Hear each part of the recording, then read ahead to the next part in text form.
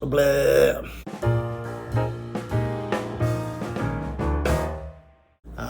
What I wanted to really capitalize on was a really bad experience I had 4 years ago. You're probably ahead of me on this. Really bad experience that sent me into quite a spiral emotionally. I think, directly or indirectly, it caused heart palpitations. I had a lot of tests, some of them very invasive, horrible tests, and just to find out my heart's fine, I just got to calm the fuck down. 4 years later, I got some very good news, and so I was already the kind of sort of used that as a launching pad. I was making a great meal out of COVID for a while, but now it's just boring. I'd like to shove it up Trudeau's ass, actually, but that's another story.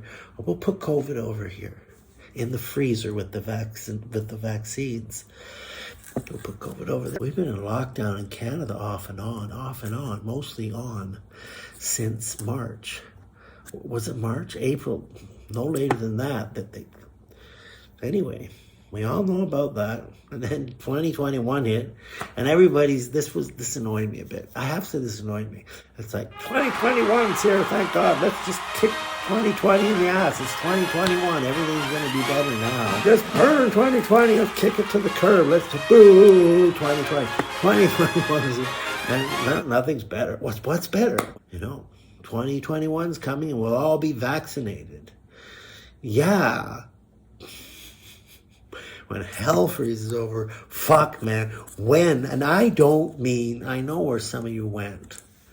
You selfish man, you're healthy enough. I know you're old, but you're not particularly unhealthy or immune compromised or anything. You're not a frontline worker. Shame on you, shame. I'm not talking about me. I can wait. I'll wait.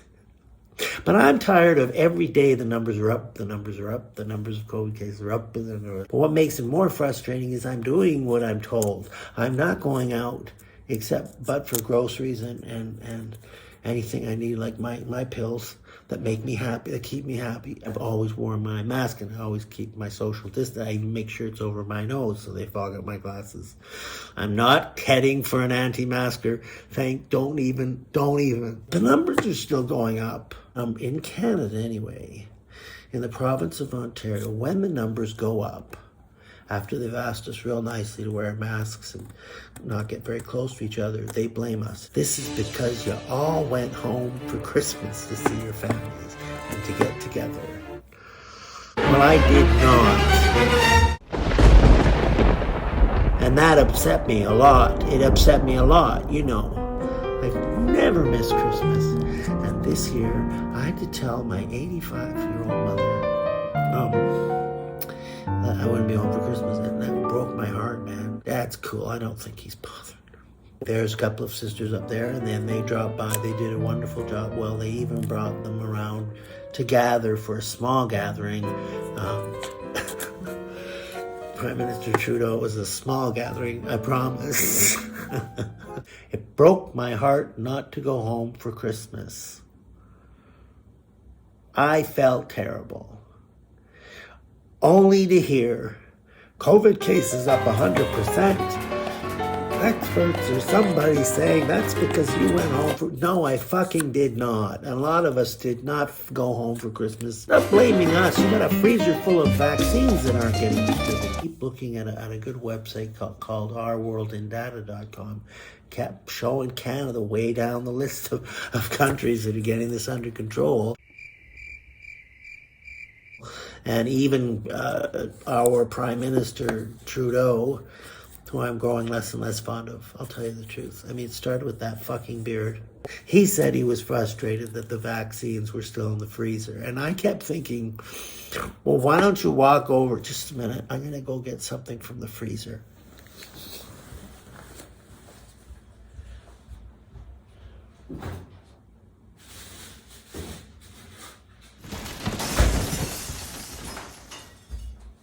These should thaw if I'm going to have them tomorrow. If you can't take the heat, get out of the kitchen.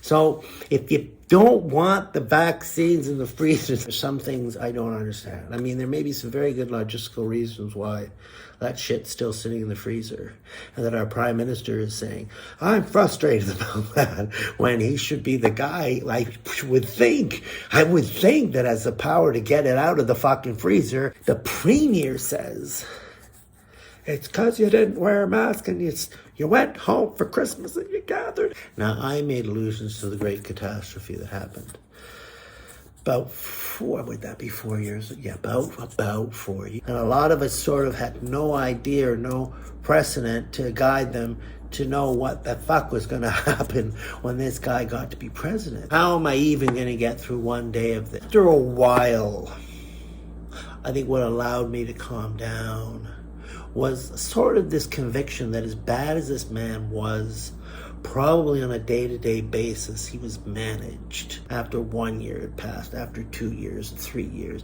it looked like it was just going to be stupid for years, insulting, and sometimes sad.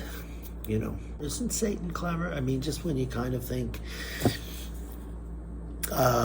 Satan can't do you any harm, he tricks you, you know. So I mean, there was Joe with the 306, I think, electoral votes, and I'm not going to try to explain that to anyone who doesn't know how it works, because it's the electoral college voted in, I think, December. This week, of course, is when he finally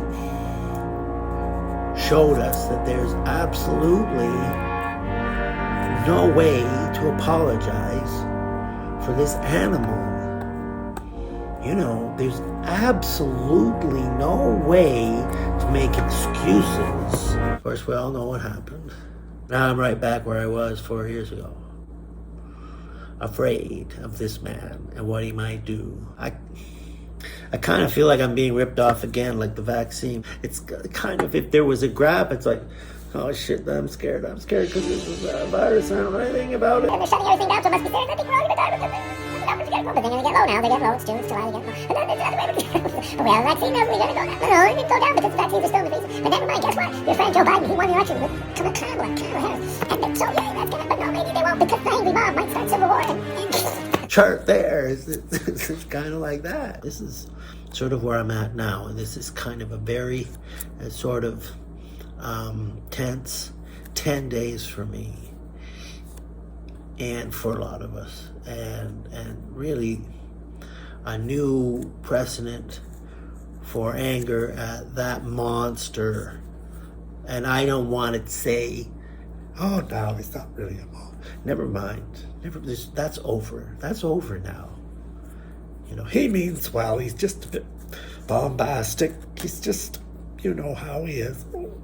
That's what you say about Uncle Bob, who says rude things or loses his temper, but doesn't really do any harm. It's going to work. I don't think that's going to work. That doesn't work anymore. That monster, I think, is fair enough. I do.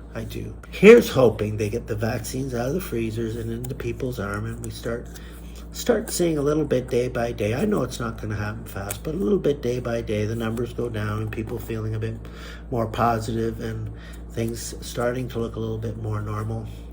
And here's hoping that some very brave and very smart people south of the border in Congress will make sure that they keep Trump from destroying us all for the next 10 days. Yeah, so that before very long, 2021 will look like something worth getting excited about. Because so far, I say 2020, and I say 2021. I kind of still say. Anyway, do stay safe and take care of yourself.